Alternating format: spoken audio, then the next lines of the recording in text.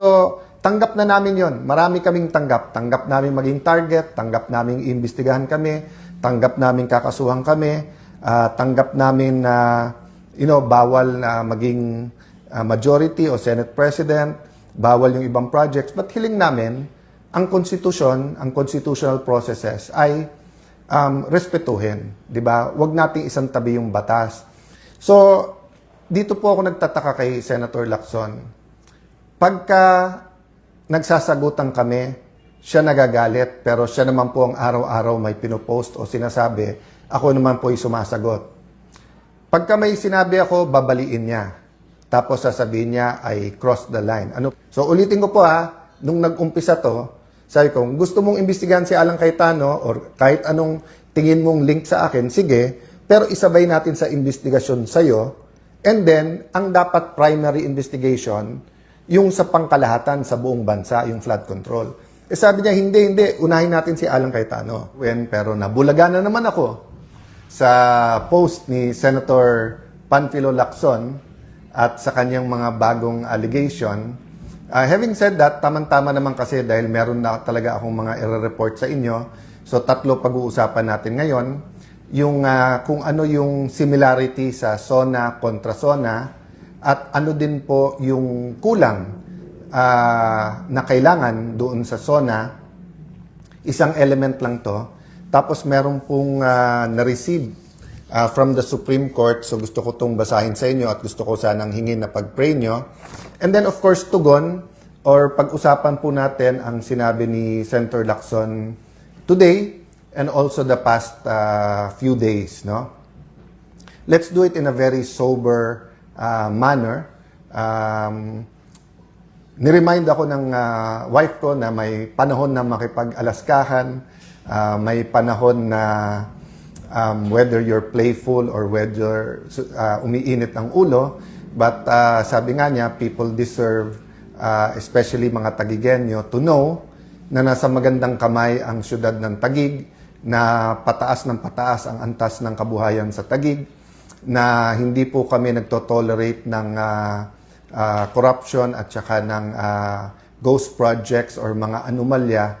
Yan po man ay local, national government, yan po man ay private. No? Wala pong perfect, pero ang importante po ay yung kung pinapayagan ito o hindi. So let me start po by thanking God for this opportunity na makausap kayo directly. I thank God that kahit umiiba ang panahon, social media, ang kampihan ng bawat isa. I mentioned some of this sa Contra SONA. If hindi nyo po napanood, nasa Facebook po natin, pakitignan nyo. I think it will also be on YouTube. So let's start po with the biblical principle that we've been talking about. Kung anong ating itatanim, yan ang ating aanihin. Again kung ano ang ating itatanim, yan ang ating aanihin. Ang common example na binibigay dyan, di ba? Hindi ka pwede magtanim ng buto o ng seed ng mangga, tapos ang gusto mo anihin ay santol. So sa isang bansa, hindi pwedeng bad governance. For example, kulang sa planning, wala kang planning sa mass transportation, yan ay maging mga bus lane o yung mga rapid bus systems, yan po ay maging mga trains, mga ferries. Tayo archipelago, kaya yung RoRo napaka-importante. Pag hindi mo plinano yan, tapos magkagulo, traffic parate, baha parate, hindi mo pwedeng sabihin ngayon, ba't nagkaganon? Kasi ano ba ang tinanim natin? Kung ano tatanim natin, yan ang ating anihin. So napaka-importante din malaman yung why, yung bakit, di ba? So why do we have to talk about all of this and why do we have to talk about yung allegations ni Senator Lacson? Siguro yung iba, meron pong ilan na kahit sa page natin na tumutulig sa akin, sa aming magkapatid, ni Senator Pia, at sabi tumahimik na lang kayo. So bakit po namin kailangan magsalita? You know, we all, when let me address myself to Christians, no? Whether, anuman ang church, no? Catholic, Aglipayan, evangelical churches, lahat ng Christian churches, no? I reference the Christian churches because alam ko yung prayer. Hindi ko alam yung prayer ng ibang religion. Although may curiosity din ako at pinapakinggan ko minsan. But 'di ba sa ano kasi sa lahat ng Christian meron tinatawag na the Lord's Prayer o yung tinuro ng Panginoon Hesukristo at may part doon na nagsasabing your kingdom come here on earth as it is in heaven. So ibig sabihin may recognition tayo na ibang-iba po ang kingdom sa heaven at yung kingdom dito sa earth. Ibang-iba po kung ang Diyos natin ay tunay na Diyos kasi doon walang sakit, walang sinungaling, walang pagnanakaw, walang gutom, and kultura din yon. Pero sa ating bansa at sa kahit anong bansa sa buong mundo, stealing, cheating, lying, yung makaisa ka sa kapwa mo. So even in the best run countries, hindi rin po perfect, di ba? Pero dun sa hindi maganda ang pagpapatakbo ng bansa, inaani po talaga natin ay kahirapan, no? Hindi mapagamot ang mga kamag-anak, hindi makapag-aral mga anak, napipilitan humanap ng trabaho sa abroad, hindi makakain ng 3 beses sa isang araw, tapos hindi talaga mawala-wala sa atin ang mga may trabaho nga, pero isang kahig, isang tuka, meaning hindi man lang makapagpahinga o hindi man pwedeng umabsent kahit may sakit na, kasi pag umabsent, wala talagang kakainin. So yung bakit kailangan natin lumaban, kasi po, iilan lang po kaming nagsasalita. At kahit naman po ako, nung hindi po ako yung front and center, iilan silang nagsasalita. At marami sa kanila ay kinukulong, kinakasuhan. Yung KKK, kung tawagin ko po, no? Kuyog, tapos kaso, tapos kulong. At isa si Senator Lacson sa nagpapairal din nun. So makita po natin sa Blue Ribbon Committee, nung nag-umpisa kay Senator Marcoleta, maganda po yung umpisa. Pag take over ni Senator Lacson, biglang tinuro kay Senator Jinggoy, kay Senator Joel Villanueva, kay Senator Chis Escudero. At nung matuturo yung ibang senador, pero kakampi niya, parang medyo natigil doon. So, ganun din po, no? Nung una, kung saan-saan tinuturo, kung umaabot na sa mga sekretary, umaabot sa Malacanang, pero si Senator Lacson, hindi na dinala yung witness, siya na yung sumagot. On the record po lahat yan. At siya naman po, sinasagot niya yan. So, paano tayo humantong dito? So, doon pa muna po ako sa bakit. Pag wala na pong nagsalita at na-cover up po, to be fair to this administration, to be fair to President Marcos Jr., umuusad, may mga nakukulong, may investigasyon, may lumalabas. To be fair to Secretary Dizon, for example, iniikot niya yung mga lugar at pinabibilisan. Pero yung hinahanap natin na komprehensibo na lahat ng lugar at lahat ng kontrata, wala. Or bitin pa. And then you have, of course, people, hindi ko na sila isa-isayin, ayoko sila maging target, whether yan ay mga kongresista, yan ay mga progressive groups, yan po ay mga kolumnista, yan po ay mga matagal na sa politika or mga former secretaries ay nagsasalita, talagang may tinitignan, may tinititigan, di ba? So there are much bigger contractors, especially if they're powerful or powerful contractors of the powerful people, na parang hindi tinitignan. Pero tignan nyo po, katulad sa akin, sa Taguig, after May 11, sinabi ko na po sa inyo, handa ako sa cost. Diba? Mahirap po, mahirap. Marami akong kinailangan sabihan na wag nyo ako alalahanin kung ako'y kasuhan nila o ikulong. Sana naman po walang patayan, sana po walang assassination plot, and I don't think naman na meron. Pero yung kaso at kulong, tinanggap na po namin yan, di ba? At marami nagsasabing, yung kaso ni Senator Marcoleta, wala yan, hindi totoo yan, never nagkaroon ng ganyan, na campaign donation, sasabihin plunder, tapos sinabi yan, sa mga nag-donate, like Mike Defensor, huwag kayong mag-alala, bailable yan, kasi hindi naman, porque nag-donate ka at siya na plunder, ikaw rin. Pero kita mo, nakakulong na sila ngayon, di ba? Sabi nga ni Senator Jinggoy, sa tamang panahon, di ba, yung ebidensya din ng hawak niya.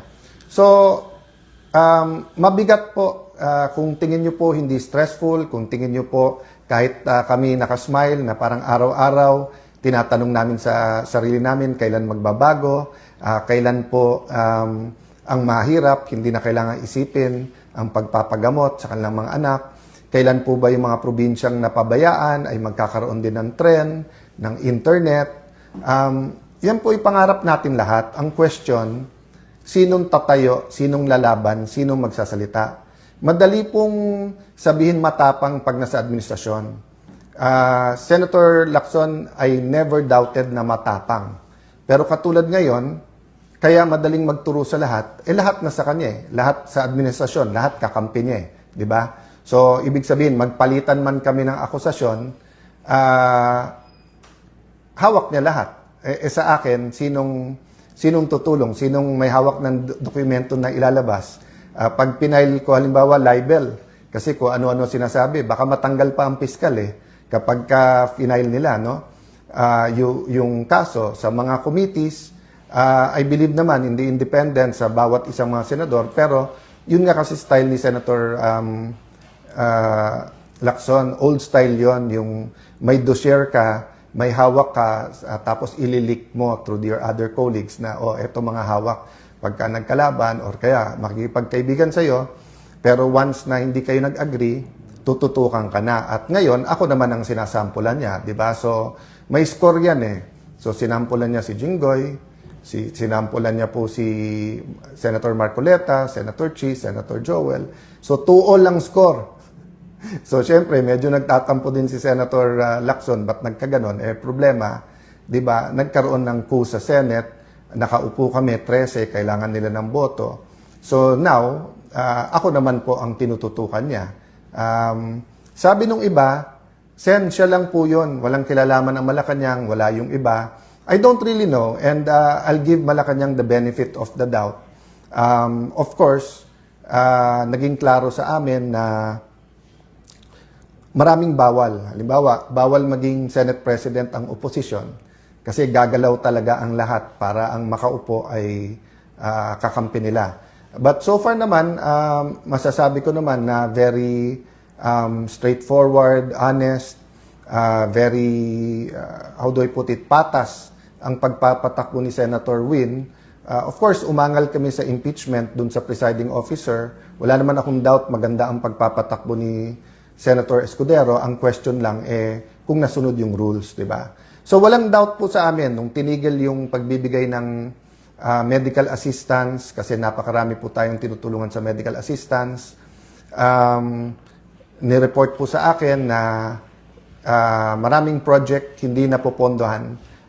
DBM naman daw, hindi naman DPWH, pero dapat DPWH yung nagfa-follow up. At pag na-delay ito, hindi naman si Alan Cayetano magsasuffer. At hindi lang Tagigenyo kasi nga marami na pong dumadaan sa mga kalye ng Taguig na hindi po taga-Taguig. Ulitin ko po yun yung mga ibang projects po na sinasabi ni Senator Lacson, pinapakinabangan ng daan-libong tao yan. Yung ilan mga parks, pag Christmas lang po, 20-30,000. Yung daanan na isang sinasabi nila, dinadaanan ng mga galing Laguna papuntang Rizal. Alam nyo naman po, Arca South, BGC, whether mga kapitbahay namin sa Muntinlupa, Las Piñas, Makati, Pasig, Pateros ay dumadaan din dyan. So pag tinigil yung mga projects or binitin or hindi nilabas ang pondo, ang nagsasuffer dyan mga tao. Balita ko sa House din, maraming kongresista na hindi pumirma sa impeachment. Hindi ko alam for sure kasi hindi ko sila nakakausap. But yung ilan na nakakausap ko, ay nagsabi nga na tigil yung kanilang pondo.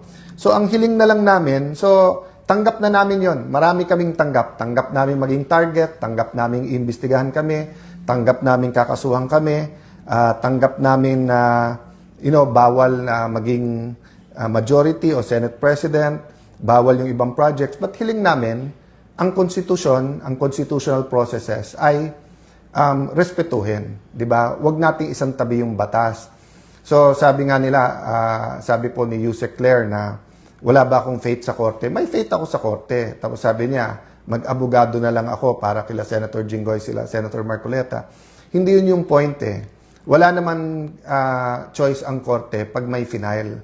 Pero ano ang fina-file? Kasi pag final mo non-bailable, katulad nito, baka matapos yung impeachment, hindi po